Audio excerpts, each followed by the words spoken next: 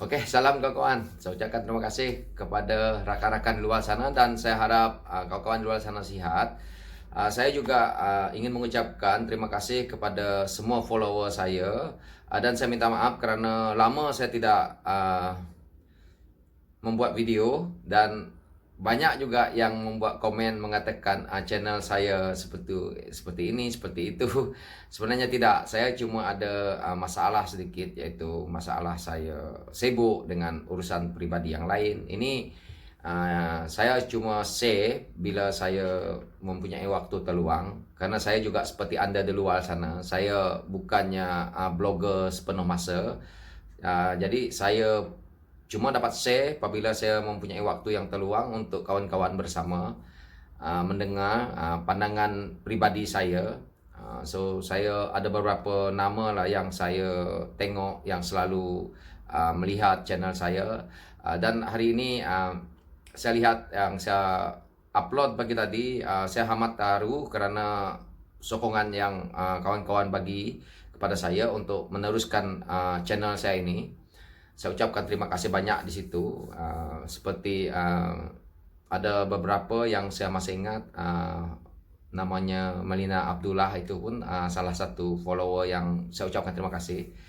Mungkin saya akan datang, saya akan buat sedikit untuk follower saya, seperti baju ke, mungkin saya akan buat. Tetapi pandemik yang ada hari ini, saya tidak dapat menguruskan urusan itu. Sepatutnya saya sudah siapkan di 2-3 bulan yang lalu, tetapi kerana saya mempunyai urusan yang lain, jadi benda itu saya tidak dapat laksanakan.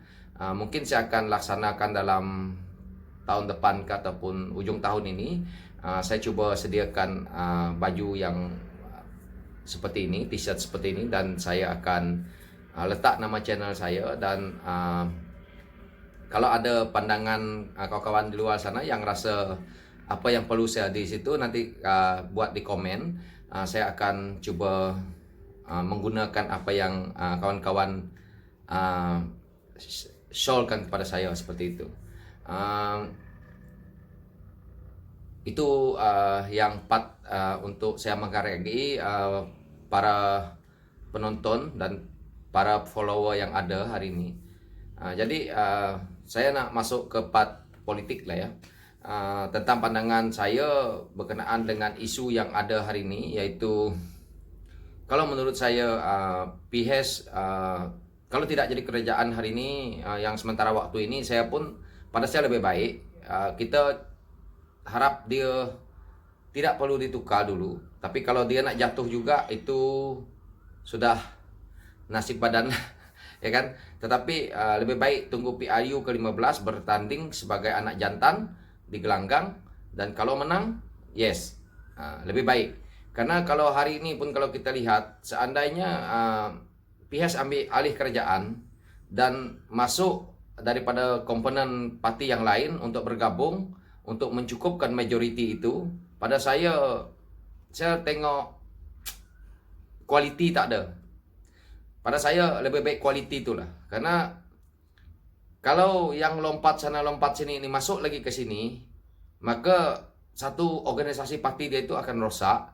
Yang mana yang kita dah lihat, yang dah memerintah lama dulu, kerosakan itu akan masuk ke dalam lagi, dan berlaku lagi satu lagi pengkhianatan yang kita nak tengok berapa punya poin lagi, aku tak tahulah, poin 1, poin 2, poin 3, poin 4 ya. Jadi lebih baik tunggu saja pemerintahan yang PRU yang akan datang. So berlawan sebagai anak jantan lebih baik.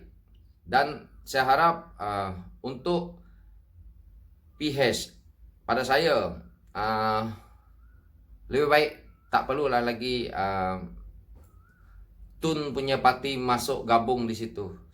Kalau dia nak, kalau kita lihat kenyataan Tun dan orang-orang yang bersama parti Tun pun, kita lihat hari ini pun seperti mereka pada saya sangat tajam dia punya apa yang mereka katakan kepada PHS. Sedangkan sebelum ini mereka naik pun menggunakan platform daripada PHS ini. Jadi saya melihat sisi ini, banyak yang saya lihat lebih baik PHS bersabar karena tidak lama lagi. Dengan keadaan sekarang nih ekonomi kita memang sudah parah, dan kalau ambil alih kerajaan sekalipun ekonomi ini tidak dapat diubah. Walaupun saya yakin Datuk Seri Anwar Ibrahim itu seorang yang hebat, boleh mengubah sedikit ekonomi, tetapi dalam keadaan seperti ini saya tidak yakin bahwa benda ini boleh berubah, karena mengambil waktu yang panjang untuk kita mengubahkan satu government, satu pentadbiran negara itu untuk membawa ke arah yang lebih baik. Sebenarnya paling tidak jangka masa adalah 10 tahun.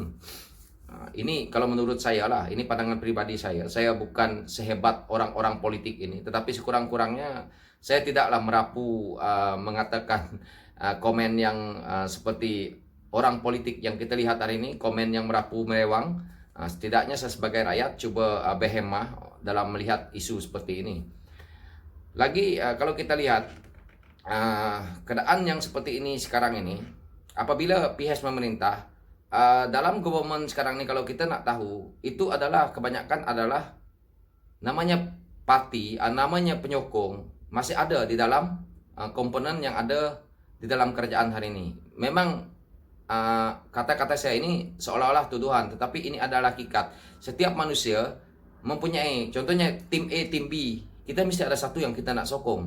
Jadi saya percaya orang-orang UMNO, orang-orang Barisan Nasional, orang-orang PN ini pun orang-orang Barisan Nasional, orang-orang UMNO yang ada di kerajaan, mereka sedang upaya membantu untuk menjatuhkan kerajaan PH. Jadi lebih baik sekarang ini tidak perlu dulu, tetapi bila PRU nanti rakyat akan menilai, dan benda ini apabila mereka memerintah semula, mereka boleh membuangkan kekotoran yang ada dalam government, dan saya percaya benda ini akan lebih baik, ke arah yang lebih baik untuk rakyat. Karena kita harus bergerak kepada arah negara maju seperti negara-negara lain.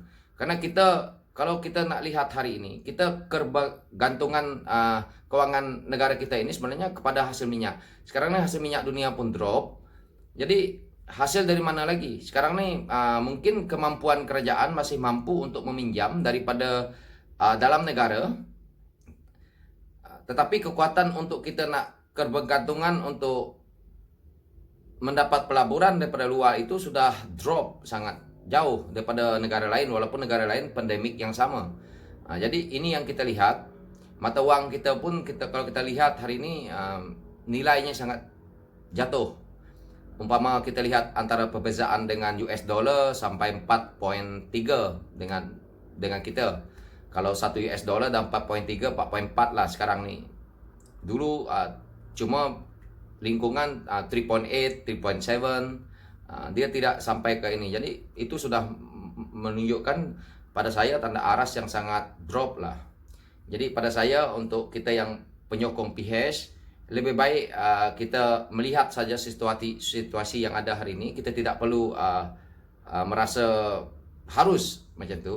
Tapi kalau memang ditakdirkan Datuk Seri Anwar Ibrahim tu naik sebagai Perdana Menteri, ya itu bagus untuk kita semua. Tetapi untuk kita sebagai nak sampai emosi, saya rasa tidak perlu. Karena biarkan government ini berakhir juga nanti. Dia sampai waktunya tidak lama lagi.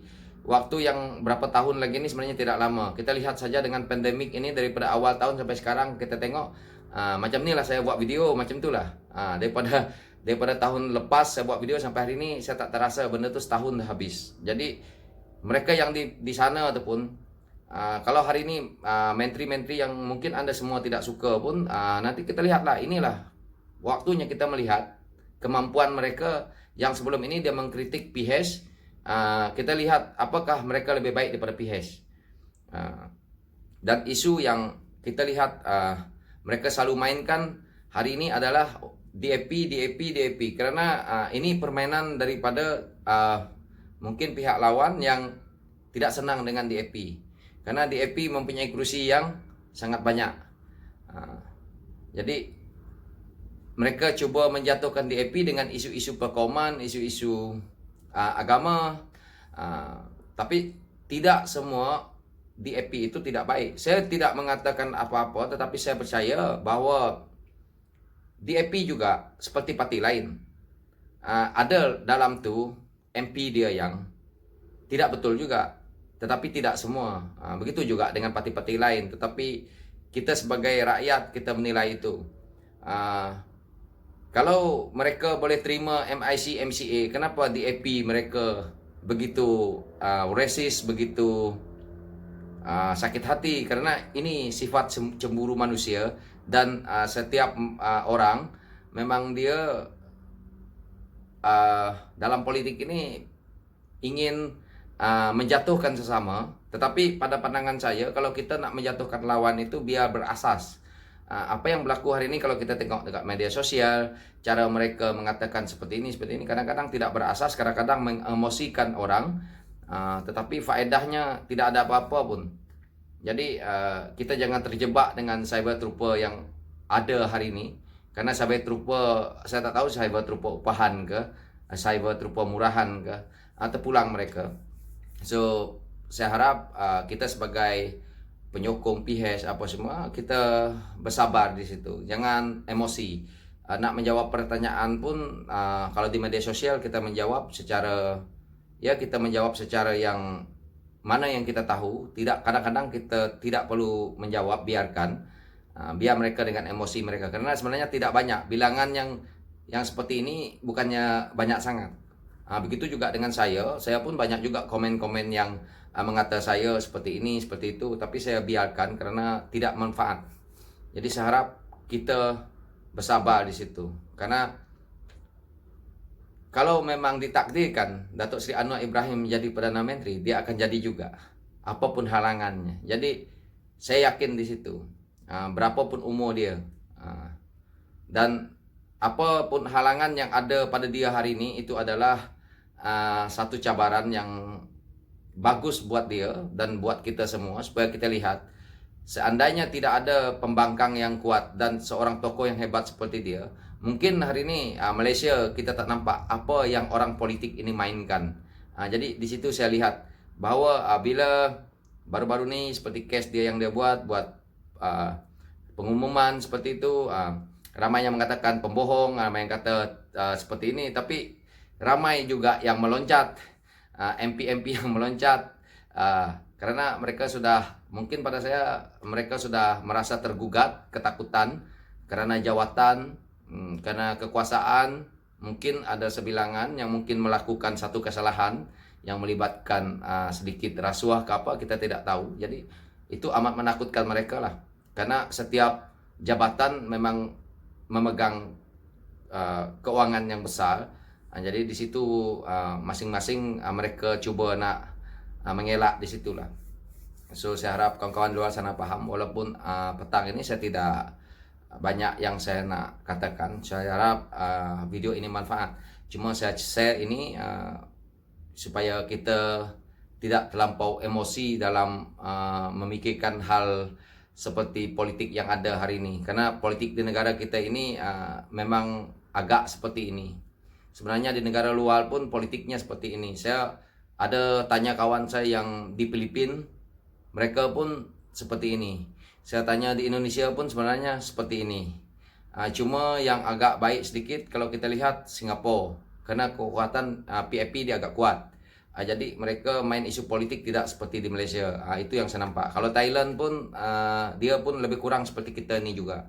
Oke kawan-kawan, so kadang-kadang kita kena melihat sisi-sisi politik negara lain, supaya kita tidak terjebak masuk ke dalam lubang yang pihak lawan buat untuk kita emosi.